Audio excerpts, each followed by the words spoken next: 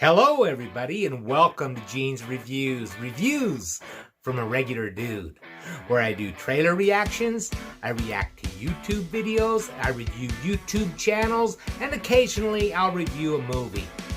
Basically, I just do whatever the hell I want. For those of us interested in the dark side of human nature, mass murderers hold an understandable fascination. Seemingly ordinary people who turned out to be capable of acts too monstrous to comprehend. Many serial killers have shown not one shred of remorse for anyone but themselves once finally apprehended. Here are 21 quotes from serial killers. Number 1, Karl Panzram. I believe the only way to reform people is to kill them. Karl Panzram claimed to have committed 21 murders and over 1,000 rapes. He was executed in 1930. Number 2, Jane Toppan. That is my ambition, to have killed more people, more helpless people than any man or woman who has ever lived. Jane Toppan confessed to 31 murders in 1901. She was found not guilty by reason of insanity. Sounds pretty insane to me. Number 3, Albert Fish. I always had the desire to inflict pain on others and to have others inflict pain on me. I always seemed to enjoy everything that hurt.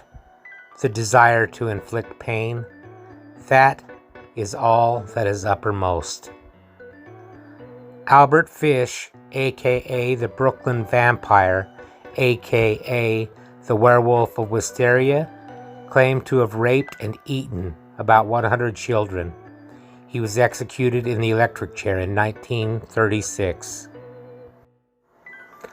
Next, Arthur Shawcross. I took the right leg of that woman's body from the knee to the hip, took the fat off and ate it while she stared at the other girl. When I bit into it, she just urinated right there. Arthur Shawcross, aka the Genesee River Killer, murdered at least 14 people. One extremely sick individual.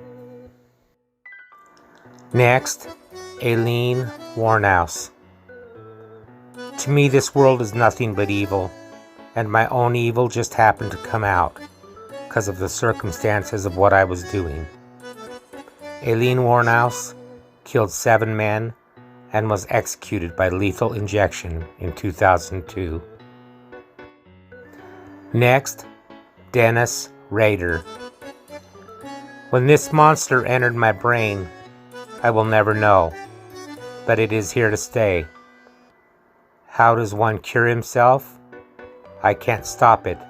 The monster goes on and hurts me as well as society. Maybe you can stop him. I can't. Dennis Rader, known as the BTK Killer, standing for Bind, Torture, and Kill, murdered 10 people between 1974 and 1991.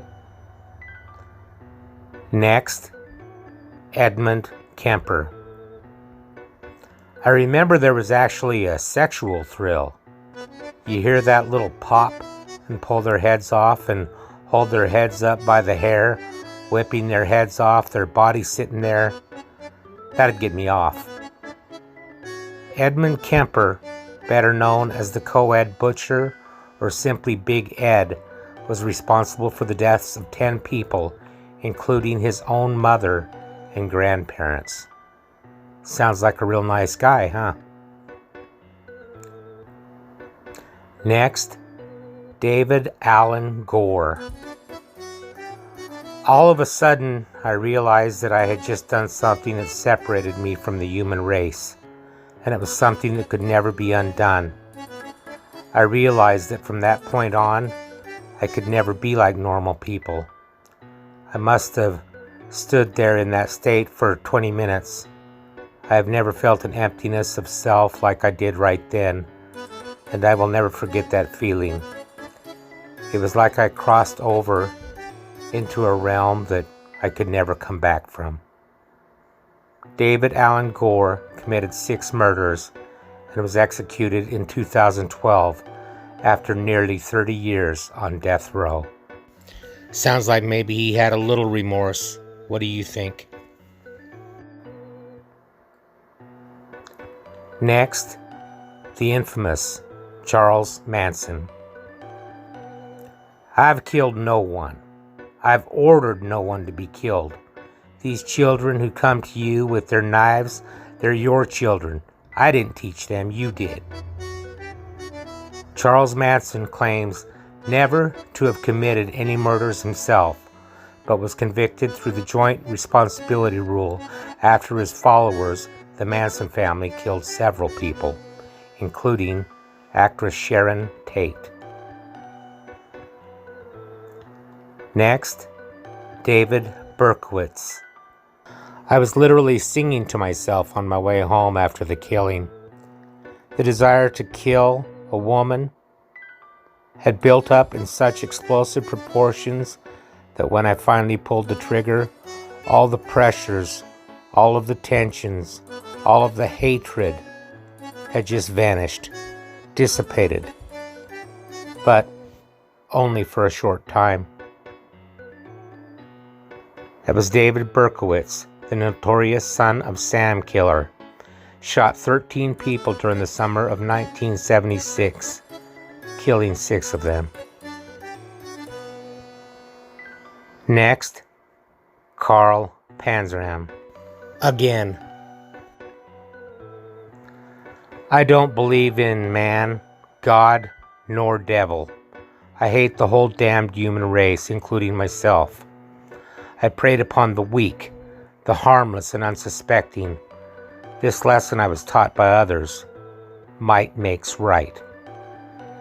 Just before Karl Panzram was put to death in 1930, he reportedly spat in the executioner's face and said, "Hurry it up, you Hoosier bastard. I could kill a dozen men while you're screwing around."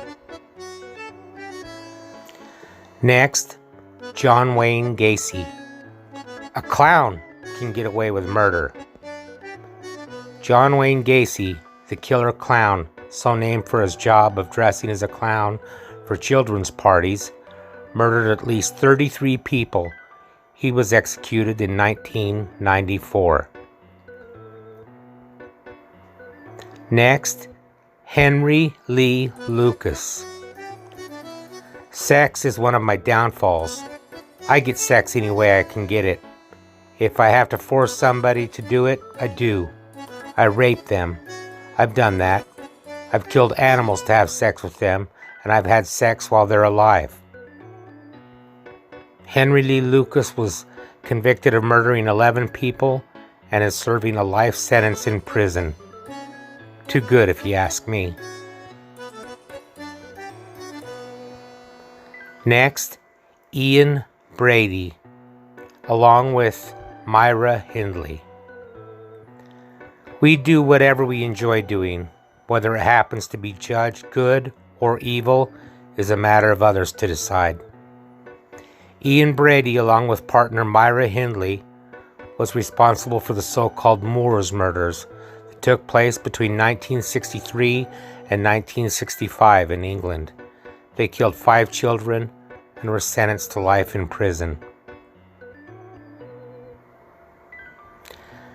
Next, H. Holmes.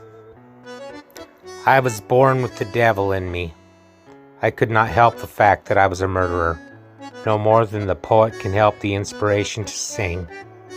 I was born with the evil one standing as my sponsor beside the bed where I was ushered into the world, and he has been with me since.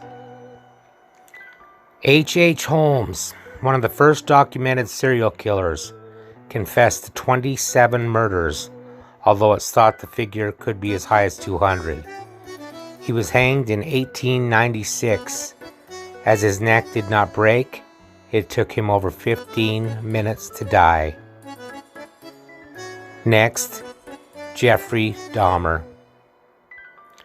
My consuming lust was to experience their bodies. I viewed them as objects, as strangers. It is hard for me to believe a human being could have done what I've done.